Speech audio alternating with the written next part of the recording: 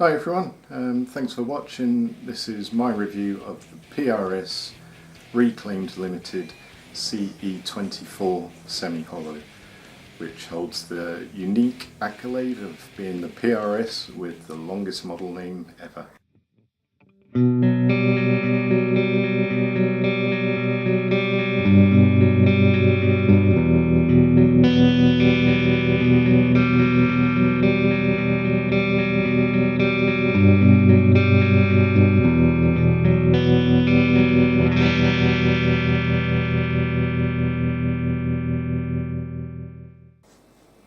So in terms of the guitar itself, it's a 24 fret double cutaway, bolt-on neck, trem, fairly standard fare.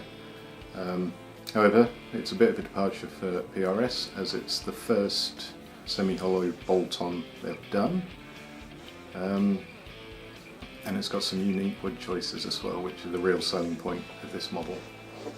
So it's got a one-piece mahogany back. Judging by the colour, I'm going to say it's an African mahogany of some sort. It's got a bolt-on maple neck with a scarf-joined headstock. It's got a Rosa, excuse my accent, top, and it's got a brown Preto fingerboard. Now those two at the end there are where this model gets its name. It's all very old wood, with reports vary between 100 and 150 years old. Used to be houses that were taken down, and PRS bought enough of the wood to make 600 guitars. So it's very old, well seasoned, it's going to be solid, it's going to be stable, it's going to be hard. Ideal stuff for making guitars. On paper,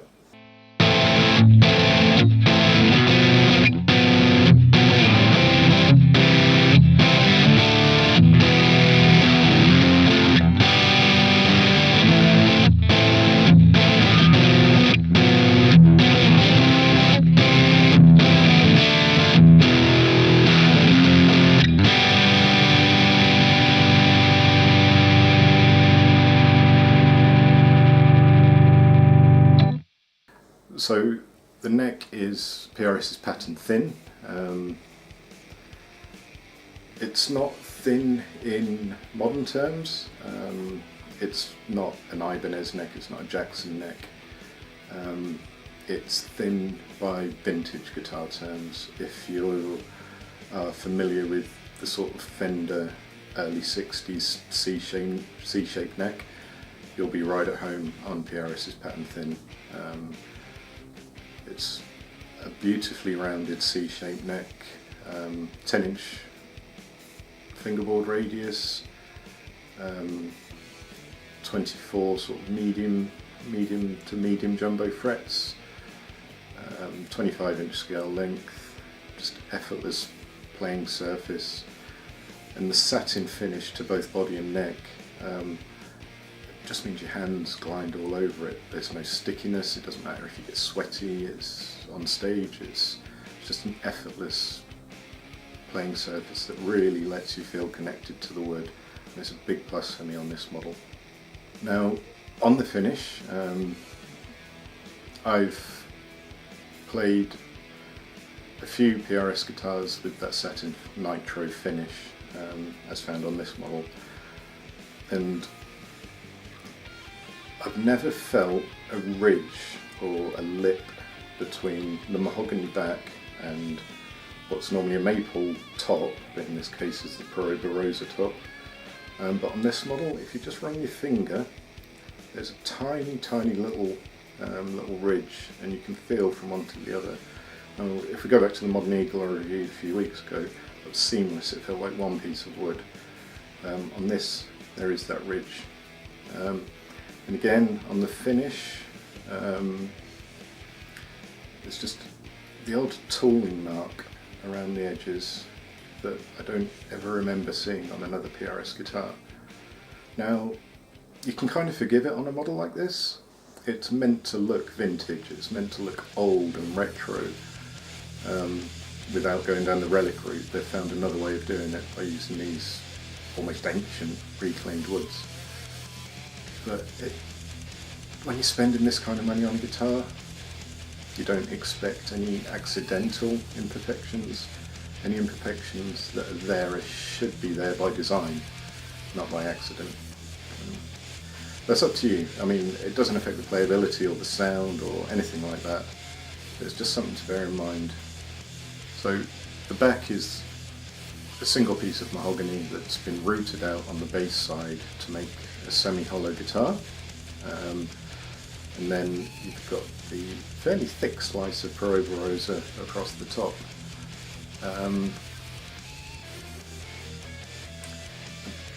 Big difference between the CE, the S2 and the Core correspondingly. The CE, it's more carved than the S2, whereas the S2 is just beveled around the edge in a similar way to the SE line, the Korean line.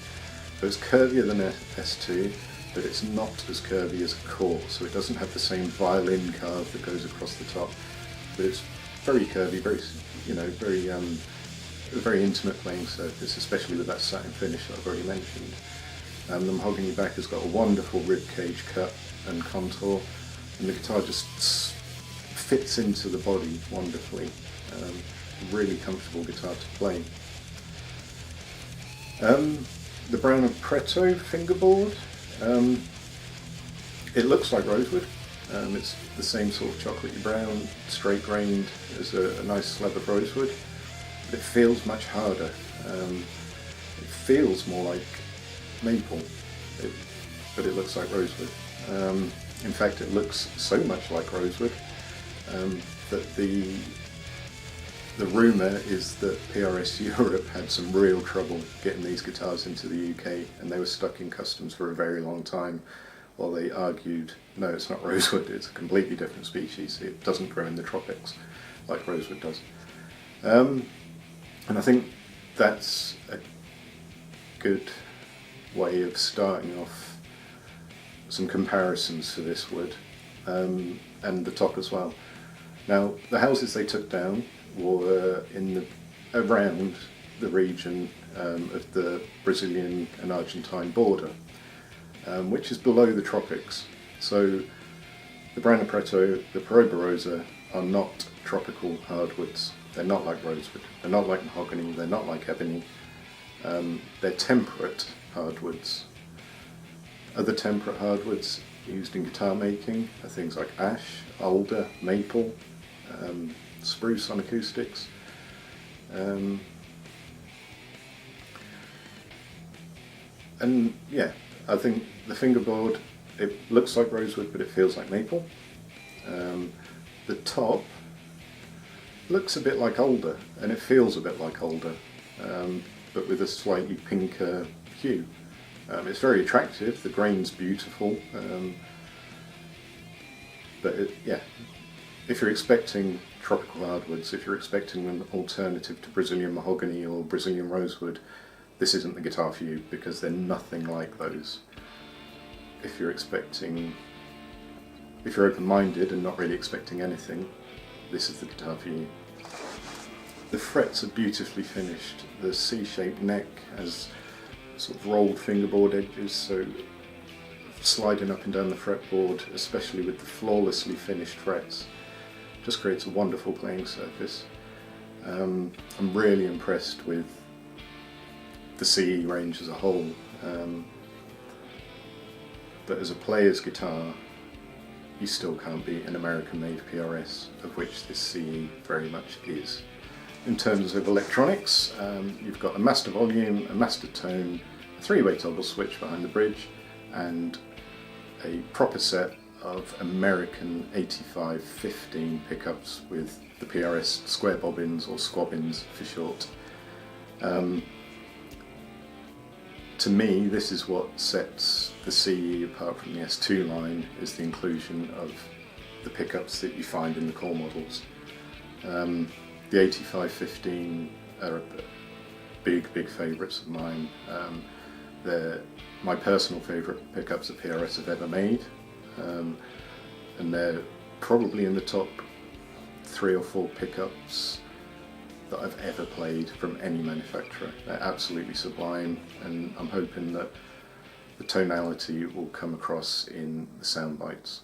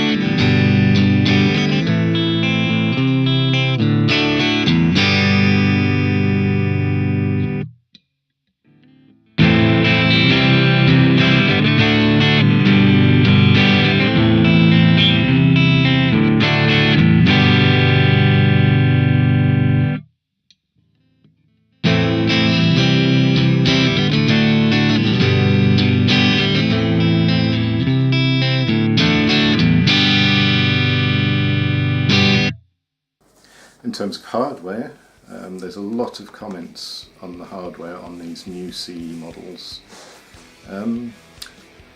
Yes, it's Korean. It's not the same stuff that you find on the core line. People go, oh, import tuners. Well, I've got news for you. PRS have always used imported tuners from private stock to core. They've previously been made in Germany by Schaller and by Goto in Japan. On this CE range, they're made in Korea. They work fine. They're identical to the PRS Phase 2 locking tuners, and they are wonderful. They're top locking, they're stable, they're secure, and re-stringing is an absolute breeze. The tremolo, it's cast metal instead of milled or machined metal, and visually you can see, especially on the saddles, they're not as pretty as the core ones. However, the trem itself is stable, sounds good, functionally it's fine, but it's not as pretty as the core ones in my opinion.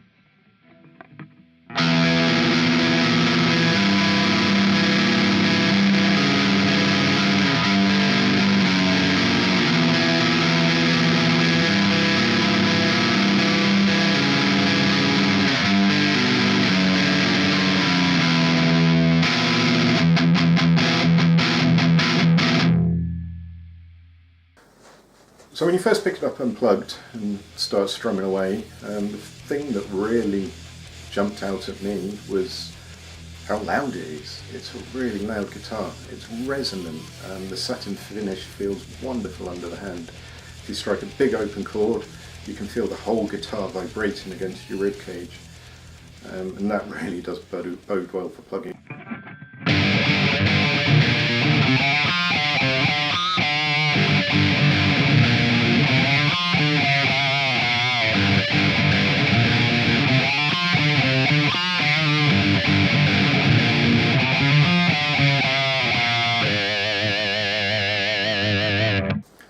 So, to wrap up, it's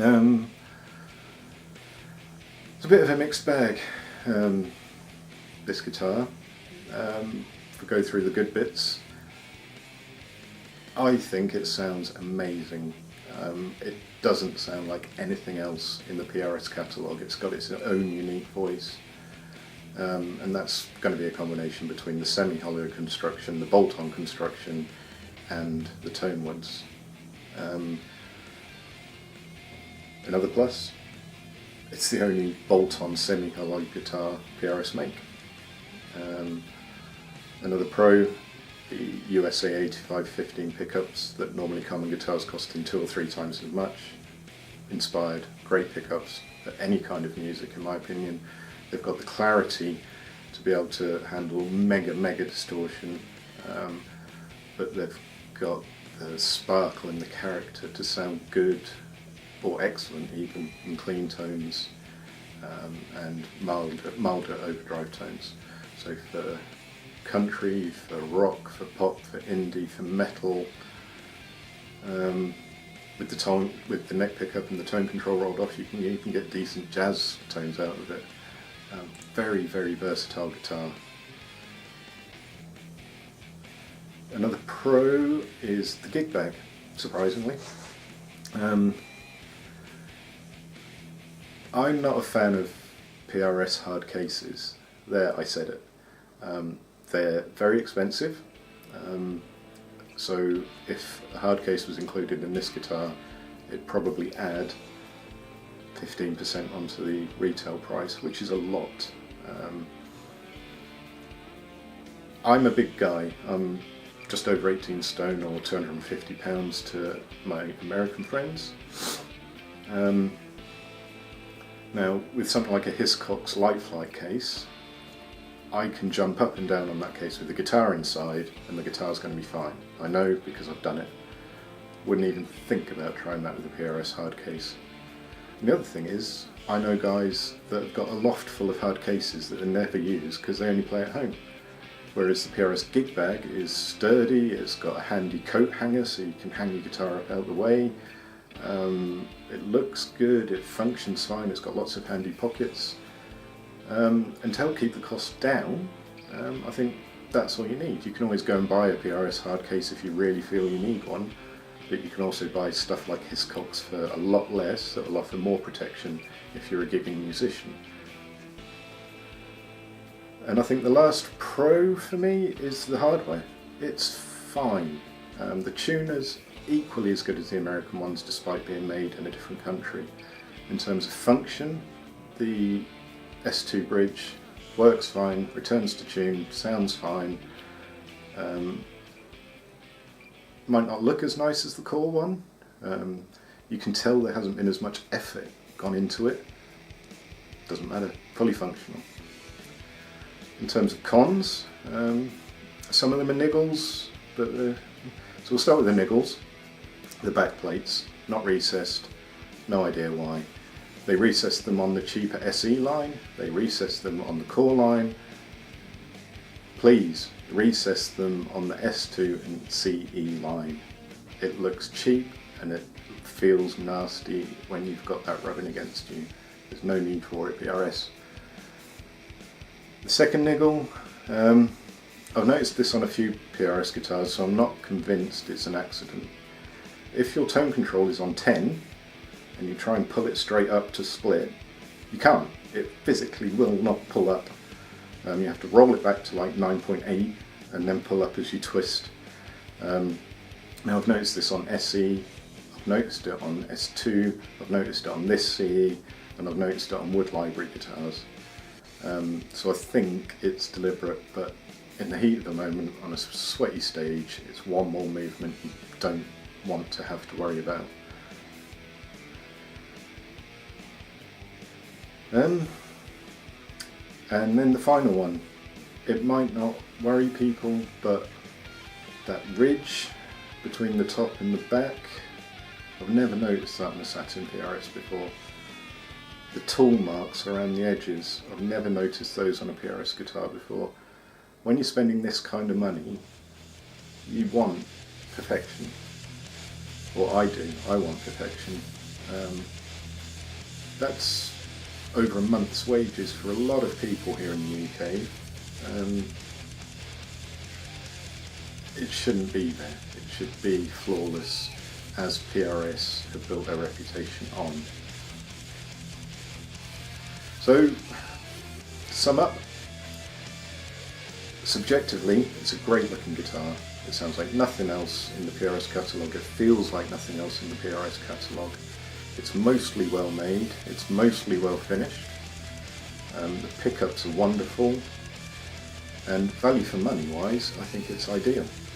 It's slightly more than the all mahogany CE standards. It's slightly cheaper than the CE maple tops. So I think price wise they're bang on. They seem to be becoming very desirable and collectible already. There was only 600 made across the CE-24 and the Villa, and they all sold out on pre-sale. And the used market is pretty healthy, so if you get the chance to snaffle one, do it. You won't regret it. Really impressed with this model.